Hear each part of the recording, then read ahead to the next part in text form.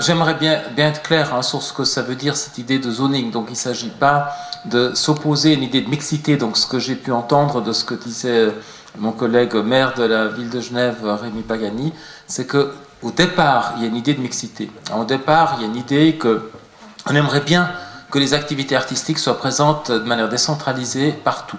Après, le zoning vient de l'idée qu'aujourd'hui, vous n'avez pas d'instrument d'aménagement du territoire qui permet aux activités artistiques de cohabiter avec d'autres. Qu'est-ce qui se passe aujourd'hui? On a été saisis les uns et les autres, et ça vient notamment, c'est une idée qui a été discutée notamment au niveau de la concertation, du groupement de concertation culturelle des magistrats en charge de la culture. Alors c'est vrai que là, la ville de Genève était représentée par le collègue de Rémi Pagani, Patrice Muni, mais je pense que peu importe qui s'en occupe, simplement là on avait une discussion par rapport à des projets culturels. Il y avait deux types de problèmes. D'une part, il y a un certain nombre d'acteurs culturels qui ont besoin d'espaces qui se trouvent aujourd'hui essentiellement en zone industrielle. Parce qu'ils ont besoin de beaucoup d'espace pour mettre des décors, des équipements, parce qu'ils ont besoin de faire entendre, je dirais, des ondes sonores, parce que je ne veux pas dire bruit, musique, peu importe, mais enfin, leurs activités peuvent déranger et ils ont besoin de pouvoir pousser la sono parce que ça fait partie de leur activité et de leur, surtout des répétitions, etc. Ils n'ont pas envie d'avoir tout le temps mauvaise conscience parce qu'ils dérangent des gens. Puis, d'autre part, parce qu'il y a eu des activités artistiques, il y en a encore en zone agricole.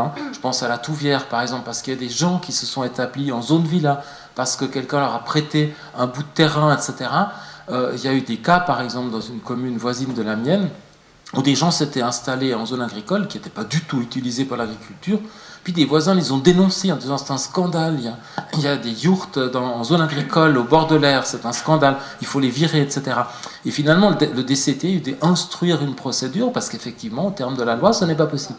Donc moi, ce que j'aimerais, c'est que sur les fonctionnalités de base, qu'elles soient zone industrielle, qu'elles soient zone de verdure, qu'elles soient zone agricole, soit zone de villa, peu importe, qu'on puisse accepter légalement des activités culturelles. Donc pour moi, c'est une spécification supplémentaire en matière d'aménagement du territoire. C'est une couche de plus, si vous voulez, qui permettrait justement cette mixité. Donc c'est tout le contraire de ce qu'on pourrait imaginer. C'est pas de dire on met les artistes dans un coin qu'on appelle zone culturelle, puis on met un drapeau dessus, puis ailleurs il n'y en a plus. Non, c'est de dire il faut de l'art partout, de la vie artistique ou de la vie culturelle, comme on voudra, pas se battre sur les mots, et qu'elle soit légalement possible et qu'on lève les obstacles. Moi, ça m'a fait très mal au cœur de voir cette procédure par rapport à ces personnes qui étaient en zone agricole. Ça dérangeait personne. Ça dérange juste un voisin quérulant.